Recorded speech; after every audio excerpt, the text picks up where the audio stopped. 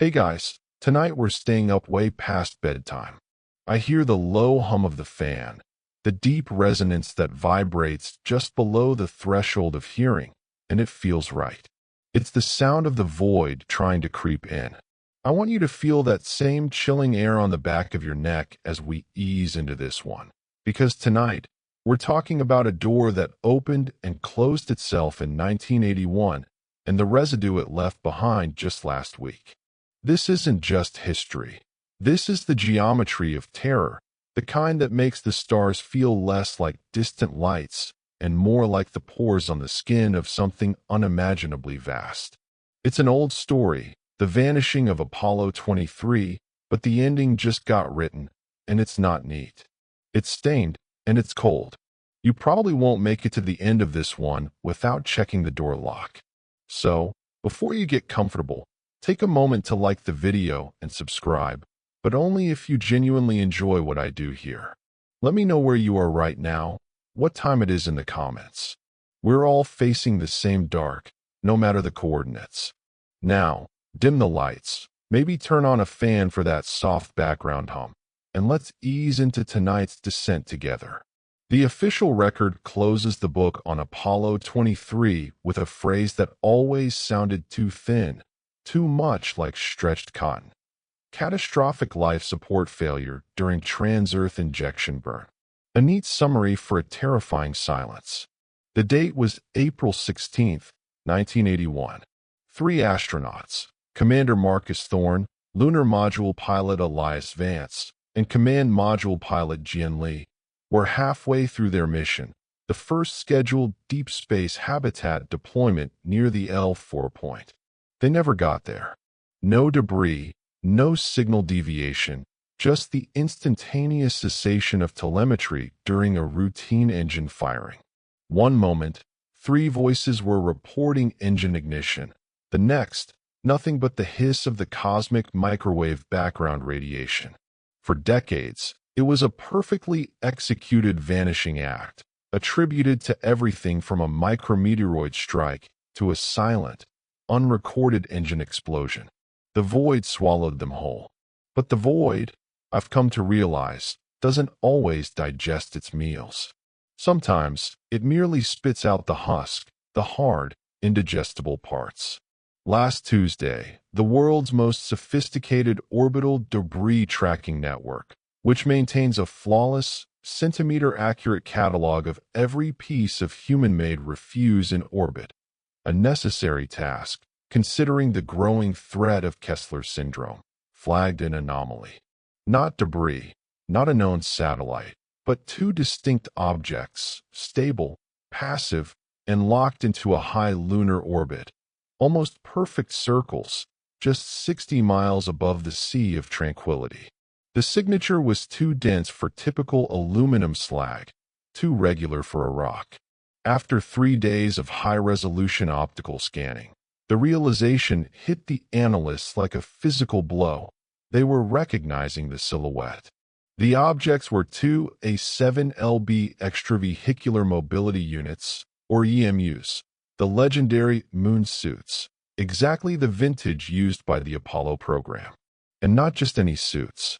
The identification number painted subtly on the chest-mounted remote control unit, RCU, of one of the suits, Unit 007, matched the inventory manifest for Elias Vance.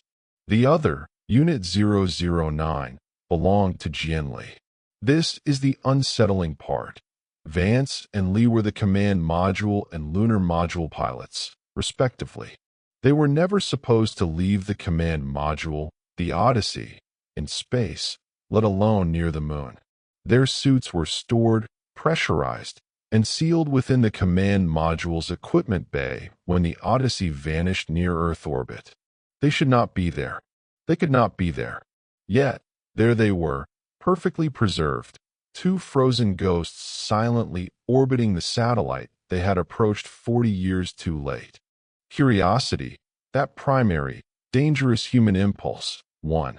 NASA dispatched the automated lunar logistics vehicle, Artemis 6, currently stationed at the Lunar Gateway, on a retrieval mission.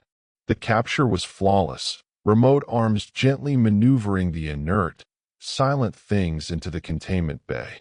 The initial telemetry readings, taken while the suits were still outside the pressurized environment, were immediately perplexing. The suits were impossibly cold, far colder than the ambient 3K of deep space, almost radiating a localized chill that baffled the thermal sensors. The exterior shell, the layers of woven Teflon and mylar, should have been brittle, irradiated, or at least pitted by micrometeoroids over 40 years. Instead, they appeared almost factory fresh, the white fiberglass shell gleaming, the red commander stripes on the legs vibrant. This anomaly anchored the entire investigation in a scientific paradox. According to the foundational laws of thermodynamics and material science, those suits should be ghost dust. They were not. They were preserved. When they were finally brought back to the Johnson Space Center for decontamination and study, the irony of the phrase decontamination for something pulled from the deepest vacuum was not lost on the chief analyst, Dr. Alastair Kane. The quiet dread began to bloom. Dr. Kane, a man who lives by the sterile logic of orbital mechanics, noted in his preliminary report, the suits defy 4 decades of cumulative orbital degradation. They have not aged. As they began the slow, painstaking process of opening the first suit, Elias Vance's 007, the silence in the lab was profound. The latches, designed to seal against vacuum, opened with a soft, clean click, almost as if they had just been serviced. Inside, there was no sign of the human body. That was expected. 4 decades is more than enough time for any remaining organic matter to sublimate or decay into unidentifiable residue. The helmet was empty, but the interior was lined with a fine, ash-gray dust. Here is where the scientific anchor gives way to the mythic, where the facts become too thin to hold the weight of reality. Dr. Kane collected a sample of the interior dust and ran a spectrographic analysis. It wasn't human remains, nor was it the expected decay product of the suit's interior linings. The signature was unmistakable, but impossible. The dust was almost 99.8% anorthosite, the primary component of the moon's crust, regolith. Specifically, it was the exact microtexture and mineral composition found only in the deep, coarse samples of the Sea of Tranquility, hundreds of miles from the Apollo 23 planned flight path. How did lunar dust get inside a sealed, pressurized suit that vanished 40 years ago near Earth? And why was the suit found in an immaculate state above the moon only last week? The only logical conclusion, Dr. Kane dryly noted, was that logic did not apply. This is the moment I began to feel the true nature of the story, not as an accident, but as an intrusion. I don't think the universe ever meant for us to know the rules it keeps hidden, and the suits were simply a violation of the silence. They brought the silence back with them. I hear the static hum again, that persistent, low-frequency pressure on the ear. It's the sound of the void not waiting, but leaning in.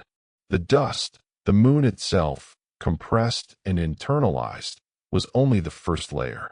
The most disturbing discovery was found by the acoustics team. Embedded deep within the suit's communication wiring, where a voice-activated microphone should have been, they found a persistent, low-amplitude sound file. It was a loop, 8 seconds long, repeating endlessly. It wasn't speech. It wasn't static. It was a sustained tone, pure and impossibly complex, a chord played on frequencies that shouldn't harmonize. It sounded, Kane described, like a bell struck not once, but perpetually, across multiple dimensions. The core fear is that this wasn't a failure, but a successful arrival somewhere unimaginable. We found their shells, not their graves. And the shells are whispering. The persistence of that impossible, humming tone, that perpetual bell struck across frequencies, became the focus of the next phase of the investigation. Dr. Kane's team moved beyond mere forensic examination and began to treat the suits less like returned artifacts and more like incredibly sophisticated, if horrifyingly silent, receivers. The goal was simple: isolate the residual data that could explain the 4-decade temporal gap and the impossible lunar regolith within the sealed chamber. But every attempt to rationalize the discovery pushed them further into the speculative, into the geometric horror that lies just beyond the comforting curve of the cosmological horizon. The suit's internal pressure garment, IPG, lining, the blue nylon layer that sits directly against the astronaut's body, should have been degraded by trace bodily fluids, sweat salts, and residual heat over time. Instead, when they peeled back the outer layers of Vance's suit, the IPG felt unnervingly dry and brittle, like parchment. Under high magnification, the synthetic fibers showed an unnatural alignment, almost crystalline. It was as if the suit hadn't been worn by a human body, but by a perfect vacuum, an entity of absolute non-existence. The very texture of the garment was terrifyingly pure. It was during the deep scan of the suit's backpack, the primary life support system, PLSS, that the echoes began. The PLSS unit is a complex piece of engineering containing the oxygen tanks, CO2 scrubbers, and communication relays. Its memory banks, designed to record up to 36 hours of physiological data, should have been wiped clean by the power failure of 1981. Yet, the suits were providing power. A faint, localized magnetic field was emanating from the PLSS battery housing. When the technicians manually isolated this power source, they found the batteries were entirely drained, replaced by something else, a residual energy signature, a low-grade current that was being sustained not chemically, but kinetically. The chief engineer described it as a continuous, low-amplitude vibration that is self-sustaining. It was the physical manifestation of the humming tone.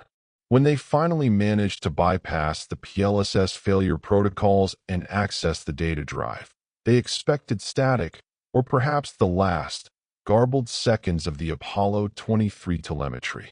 What they found was a digital signature unlike anything recorded in known astrophysics. The file size was minuscule, barely 10 kilobytes, but the structure was immensely complex. It wasn't standard binary code. It was a data packet built on prime numbers and what appeared to be recursive geometry, essentially encoding information not in zeros and ones, but in three-dimensional shapes and repeating symmetries. Dr. Kane called it the echo file. When the file was finally parsed and rendered, it wasn't an image or an audio clip, but a pure mathematical representation of 6 spatial dimensions. The technicians, attempting to visualize the data, were met with an immediate, crippling sensory overload. It wasn't chaos. It was hyperorder, a structured view of existence where familiar concepts like up and down, past and future, folded into one terrifying, interconnected knot. Several junior staff members reported severe nausea and vertigo, and the lab required a mandatory break and the installation of filtering software before the visualization could continue safely. The echo file wasn't a recording of where the crew went. It was the residue of what they saw. This is where the concept shifts from the factual to the mythic. Think of the ancient philosopher Plato's allegory of the cave, where human reality is merely shadows dancing on a wall, cast by the true forms outside. What the Apollo 23 crew must have encountered was not the outside of our known universe, but the true forms themselves. They didn't find a parallel world. They found the blueprint of this world, stripped of its comforting, three-dimensional facade. This level of reality, this dense, complex, geometric architecture, is the closest thing to an ancient God concept, a boundless, unknowable structure upon which our thin, fragile reality is merely drawn. The suits, acting as unintended shielding and recording devices, retain the mathematical shock of that encounter. The realization settled over the team like a blanket of ice. The moon dust found within the suits wasn't carried in by the astronauts. It was a byproduct of the suit's brief exposure to that higher geometry. In that other place, the fundamental constituents of matter, the quarks and leptons, are arranged differently. When the suits returned, the sudden transition back into our stable, 3D space caused the foreign geometry to instantly collapse. The suits acted as a mold, and the collapsing structure solidified into the most stable, inert material possible, ultra-pure, cold lunar anorthosite. The moon dust was the waste material of a hyperdimensional experience. And then there was the heat sensor data. The PLSS systems contained tiny thermal recorders meant to monitor heat transfer efficiency. The records showed a single, impossible spike immediately before the complete system silence in 1981. Not a heating spike, but a rapid, localized drop to absolute zero, 0K. This state persisted for exactly 0.007 seconds, followed by the instant reappearance of the expected internal suit temperature. In physics, approaching 0K requires the removal of all kinetic energy from a system.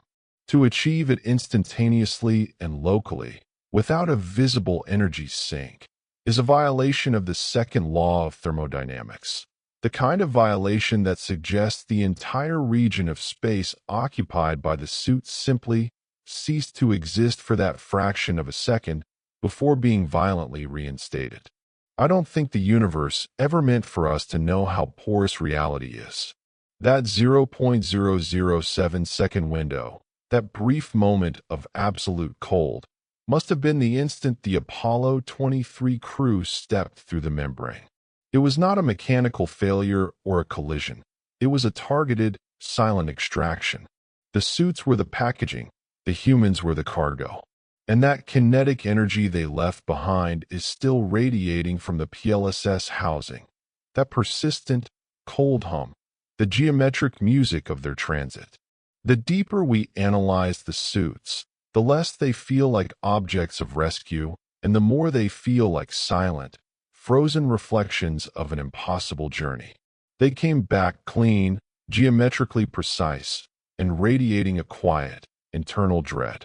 The discovery of the echo file and the signature of absolute zero initiated a terrifying new phase of the examination.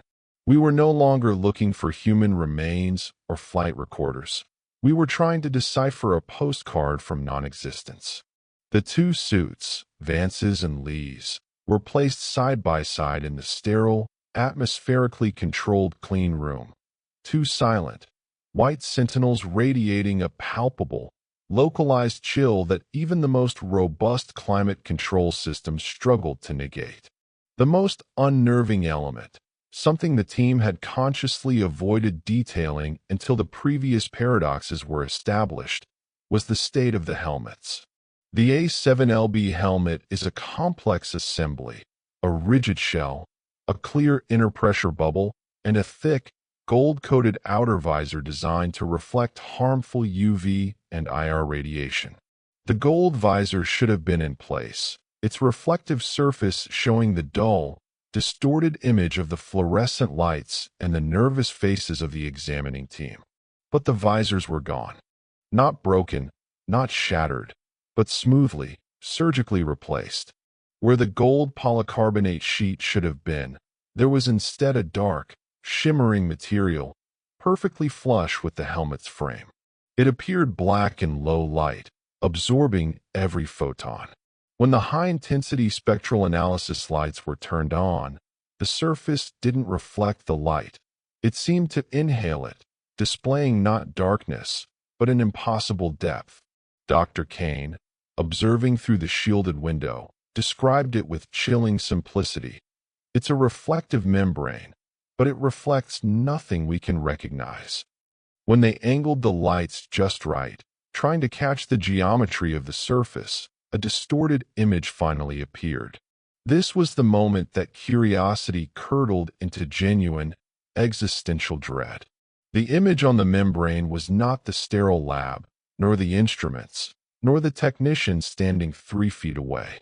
What the membrane reflected was a vision of absolute, structured alienage, a landscape made of angles and light that contradicted everything we accept as spatial reality.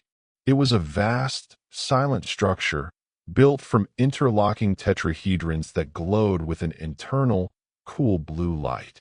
This structure, which filled the entirety of the reflected image, did not obey linear perspective. Lines that should have been parallel met at impossible corners.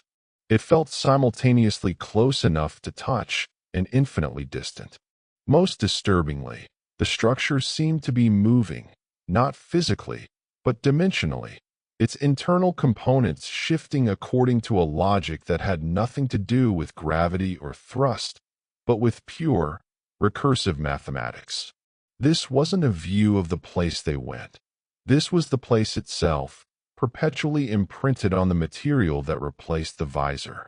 The reflective membrane was, in effect, a window that only looked in one direction, back into the structure they traversed. It was a fragment of that hypergeometry, somehow stable within our own 3D space. The mythic concept here is the idea of the Yithian library, not necessarily the specifics of Lovecraft, but the concept of a structure that exists outside of time and space, a repository of cosmic knowledge that can only be perceived when the mind, or in this case, the material, is sufficiently warped. The membrane was showing the team the scaffold of the reality that caused the 0K energy drain and produced the anorthosite dust. What truly horrified Dr. Kane was the knowledge that these reflections, these geometric projections, should have been lethal. The very act of observing non-Euclidean geometry at such a fundamental level often results in crippling mental breakdown. Yet, the suits were here, intact, and the reflection was stable. This suggested the material replacing the visor was not just reflecting the place, but was fundamentally a piece of that place, a slice of the structure somehow extruded into our reality. The material analysis on the membrane yielded equally impossible results. It was composed of a single, highly organized crystalline lattice, denser than iridium, yet possessing zero mass. Its refractive index was negative, meaning light, when it did interact, bent away from the observer, contributing to the terrifying sense of depth. This material wasn't from Earth, or our solar system, or any physical realm we recognize. It was the antimatter of vision. The moment the team realized the implications of this was palpable. The membrane reflected the internal architecture of the void they had entered, and they were staring at it, unfiltered, through the filtered lenses of a high-resolution camera. I don't think the universe ever meant for us to know that the barriers between dimensions are less like walls and more like thin, vibrating membranes that can be stretched, punctured, and replaced. The fact that the Apollo 23 crew managed to not just transit but bring back an artifact, the visor, suggested a level of controlled interaction, not a catastrophic accident. This brings us to the scientific anchor, the concept of gravitational lensing or spacetime warping. Under normal circumstances, light bends around massive objects. What the crew must have encountered was not a massive object, but a topological knot in spacetime itself, a stable, low-frequency tear maintained by a vast, incomprehensible energy source. The suits, in that 0.007-second window, were subjected to an impossible warping that didn't crush them, but instead reforged their components. The gold visor, the reflective surface, was replaced by a substance capable of reflecting the true, complex curve of existence. The dread, I realize, isn't about the vanishing. It's about the successful return of the containers, empty, but carrying the signature of a terrifying arrival. The geometric structure reflected in the visor isn't just cold, it feels observant. When the lab technician leaned in too close, trying to photograph a specific nexus point on the reflected tetrahedron. The image momentarily flickered. For a split second, the reflection shifted from the alien geometry to something else, something softer, vast, and utterly patient, like an eye closing slowly. The technician immediately backed away, heart pounding, unable to describe what he saw other than a terrifying depth of reflection. The suits are not relics of a past accident. They are lenses focused on a persistent, present reality that is quietly humming just beneath the surface of our known laws of physics. They are waiting for the next pulse. The geometric structure reflected in the visor membrane continued its silent, non-linear pulsing, projecting the chilling image of hyperorder back onto the sterile white walls of the laboratory. That sense of observation, the brief, terrifying flicker that suggested an eye closing, reiterated that the Apollo 23 crew hadn't simply fallen into a hole. They had navigated towards something that was, perhaps, already waiting. The logical conclusion, painful as it was to Dr. Kane and the scientific establishment, was that the vanishing was not a failure of equipment, but the successful execution of an unknown, unauthorized maneuver. But how? How does a 1970s-era spacecraft access a state of being that requires the instantaneous annihilation of kinetic energy and the folding of 6 dimensions? The team turned back to the core of the suit's technology, the communication systems. Within the PLSS, the communication relay housing contained the standard FM transmitters and receivers for communication with Houston and the command module. But deep inside the metallic shielding of Vance's suit, they found a small, secondary circuit board, expertly integrated and totally unmarked. It was clearly a foreign edition, utilizing components not available until the late 1990s, another temporal paradox layered on the first. The presence of this anachronistic technology suggested a third party, or perhaps the crew themselves, had access to something far beyond the 1981 technological baseline.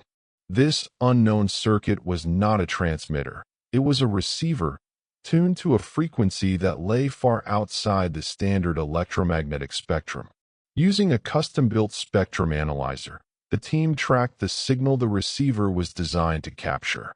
It wasn't radio, nor gamma, nor gravitational wave. It was a signal described in the report as acoustic frequency of the void, or AFV. This was the organized sound wave responsible for that perpetual, humming tone emanating from the suit's power source. The scientific anchor here rests in the field of zero-point energy, ZP.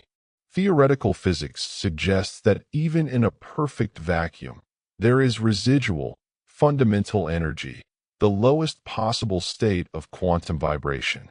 This AFV, this frequency, appeared to be the structured, coherent vibration of this zero-point field. The small, integrated circuit inside the suit was designed to listen to the deepest hum of the universe. When the team successfully isolated and amplified the AFV, the effect was immediate and disturbing.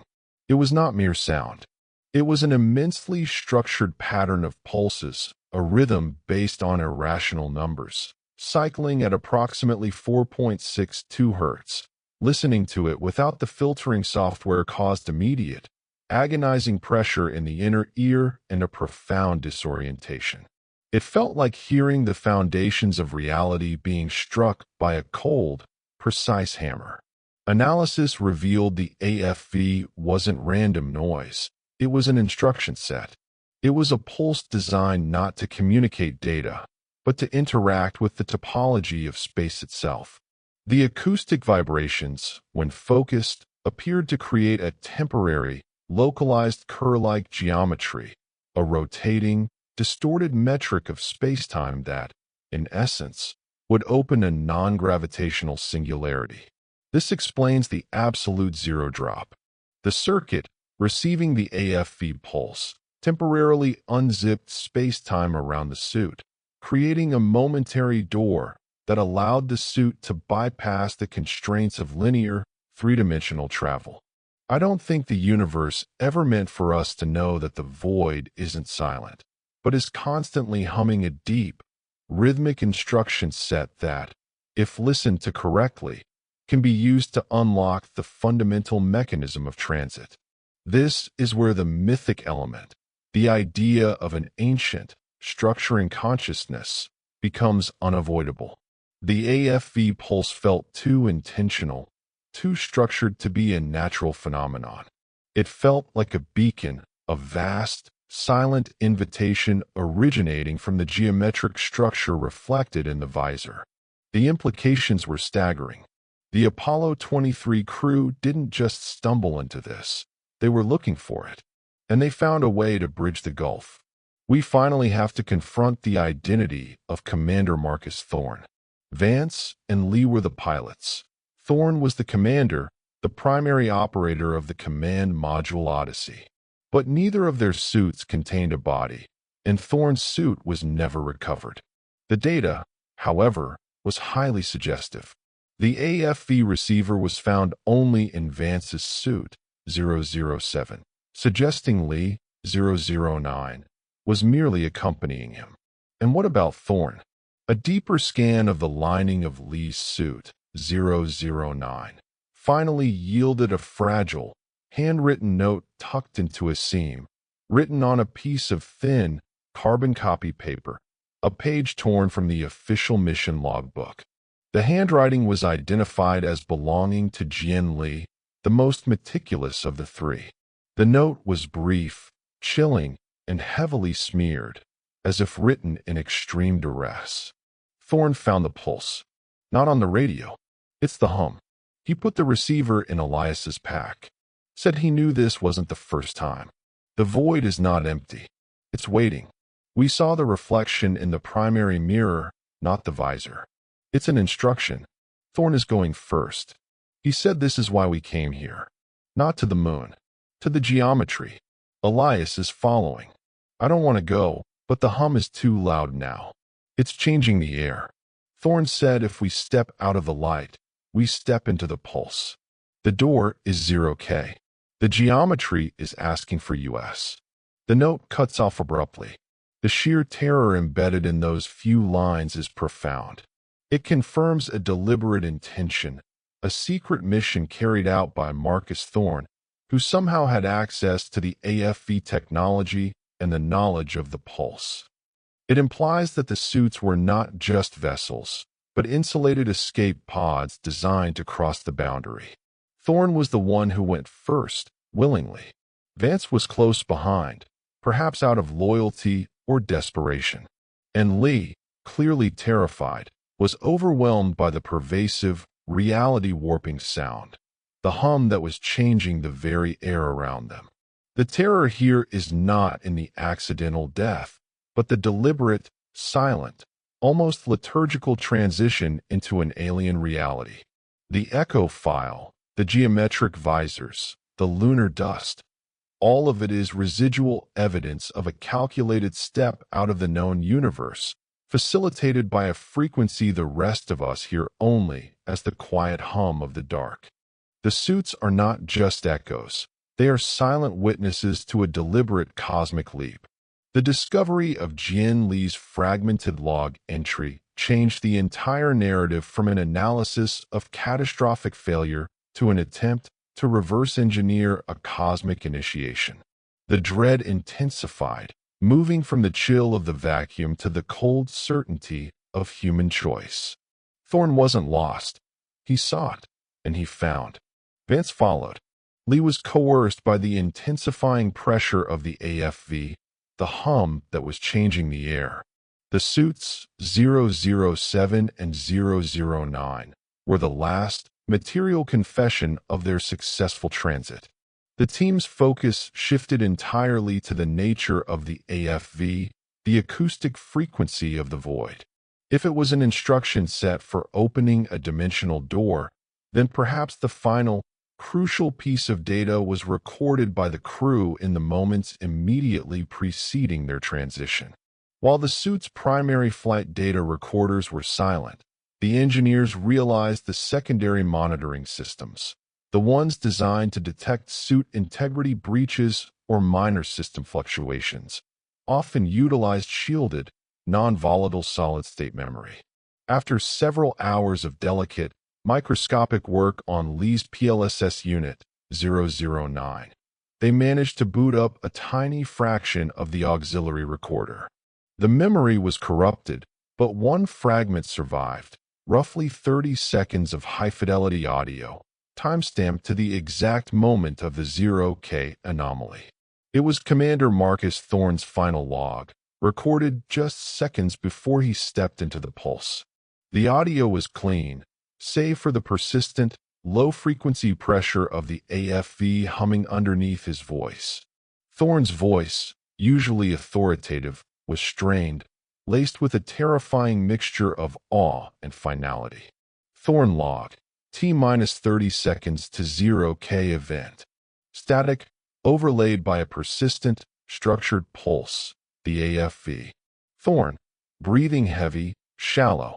The primary is showing green. Elias, confirm the tertiary receiver is active on your pack. Lee, get back in your restraints. I told you. We see the reflection, we go.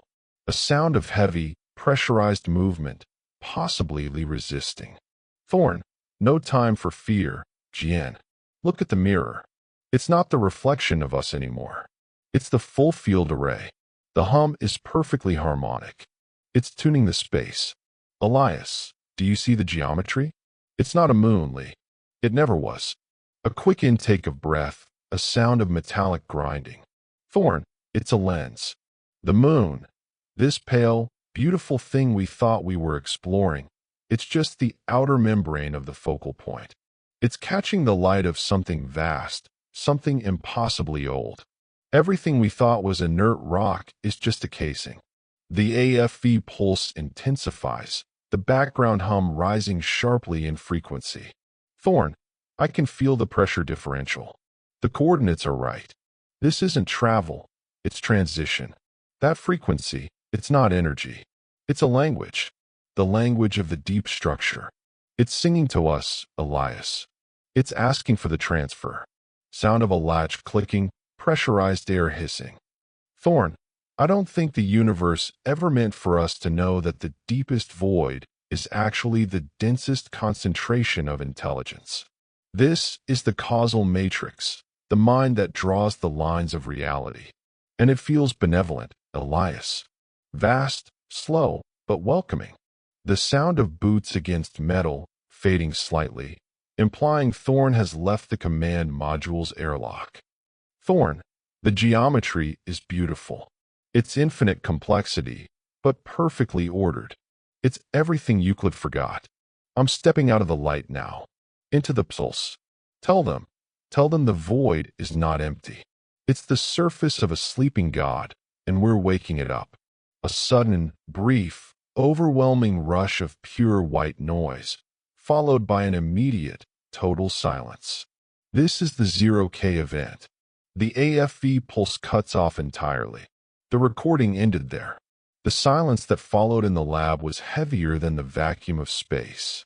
The key reveal was Thorne's terrifying conclusion. The moon itself was merely the focal point or the outer membrane for something vast and ancient.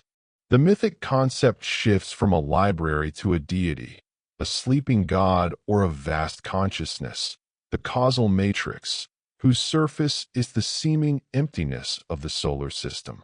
This final log provides the scientific anchor. The AFV created the necessary conditions for a teleological transit, using the moon's gravity well as a stable node to open the dimensional door. Thorne wasn't trying to reach the L4 point.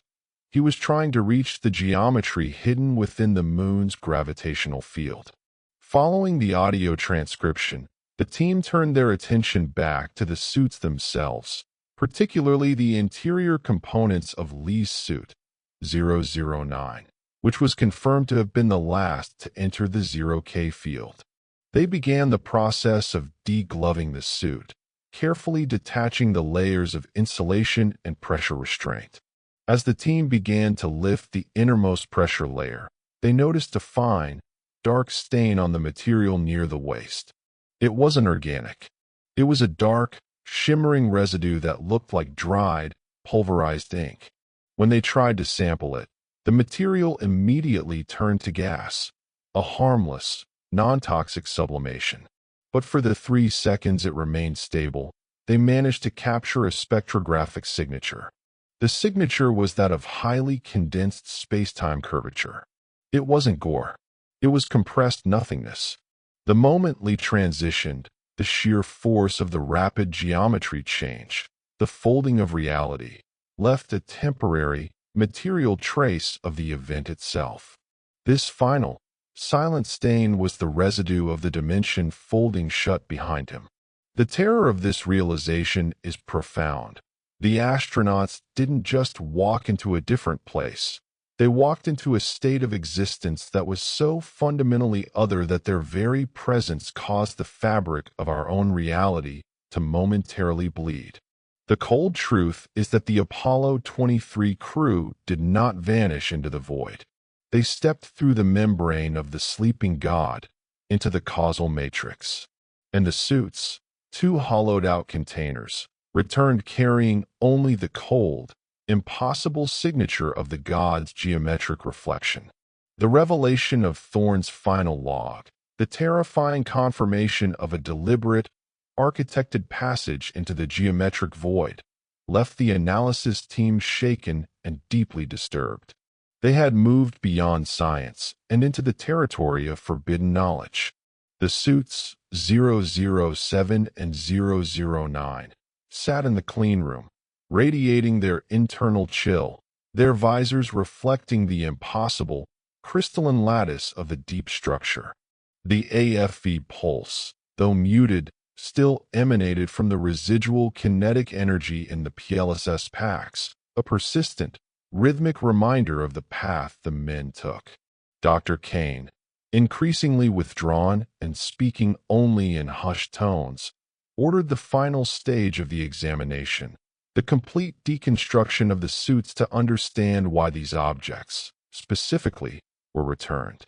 If the men had stepped into an ultimate reality, why send back the packaging? The answer, when it arrived, was not in data, but in physical distortion.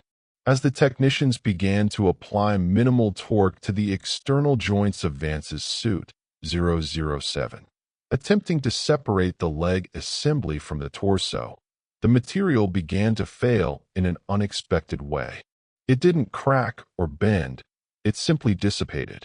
The woven Teflon and mylar, the durable fiberglass, crumbled into fine, dark powder, releasing a scent described in the final incident report as ozone and extreme cold.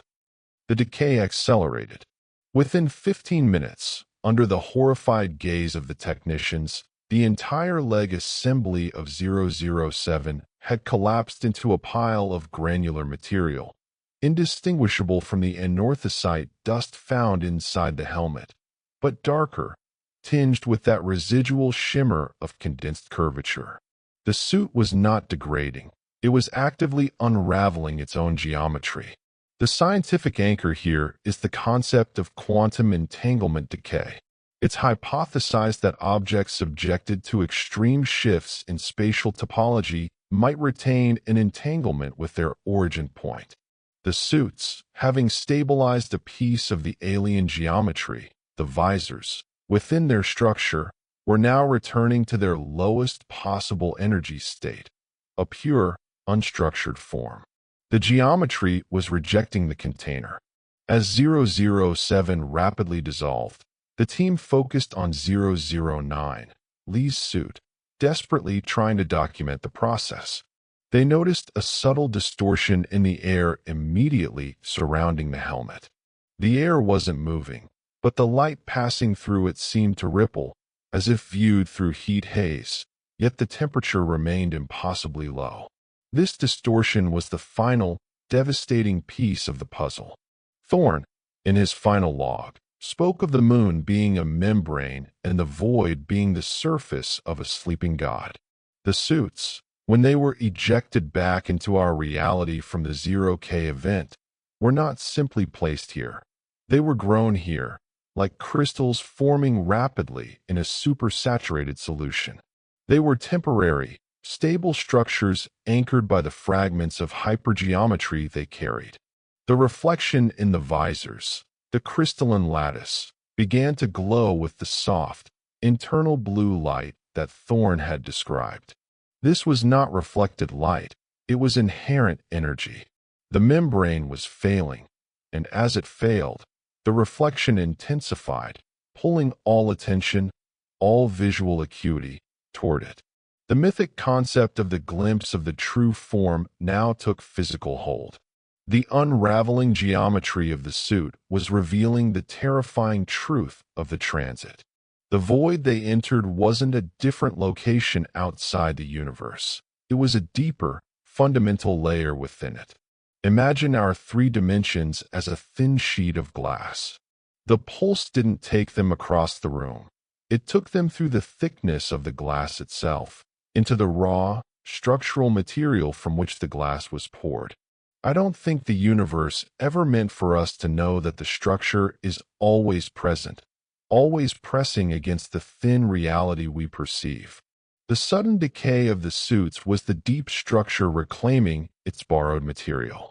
The only things remaining were the 2 strange visors, still perfectly reflecting the terrible tetrahedrons, and the low, organized hum of the AFV, which suddenly began to rise in frequency.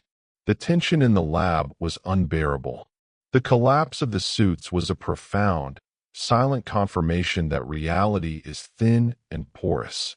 Lee's suit, 009, followed 007, dissolving into pure, particulate matter, leaving behind only the 2 reflective visors hovering in the air before slowly descending onto the pile of dust, settling perfectly flat, like 2 black mirrors placed on a mound of fine, cold sand. The final realization, which chilled Dr. Kane to the bone and forced the entire operation to be shut down permanently, was this. If the void they entered was a deeper layer of our own reality, structured and intelligent, and if the suits were merely transient material projections returned to act as reflectors, then the reason they returned was not that they were discarded. They returned because the deep structure intended for them to be seen. They were silent invitations. And as the AFV pulse rose, intensifying, becoming almost physically painful to endure, the remaining team members realized they were not just hearing a frequency. They were hearing the pulse of the vast, sleeping consciousness, now fully awake and singing its geometrical instruction set directly into the quiet hum of their own lab. The terror is realizing the door isn't closed. It was merely paused, and the frequency is rising again. The lights of the control center have dimmed now, leaving only the soft glow of the monitors. The air is still, perhaps a little too cold. You can hear the fan, can't you? That low, persistent hum, the sound you barely notice until the silence settles in. You start to wonder, is that just the electronics cooling?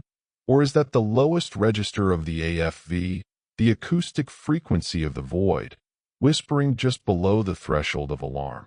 The suits are dust now, nothing but a pile of inert, cold lunar material, guarded by 2 black, silent mirrors that reflect the impossible architecture of reality's core. We're left with the residue of their transit, the cold logic of Thorne's desperate, magnificent leap. He wasn't trying to escape Earth. He was trying to climb into the blueprint of existence, to meet the intelligence that draws the lines of gravity and time. There is a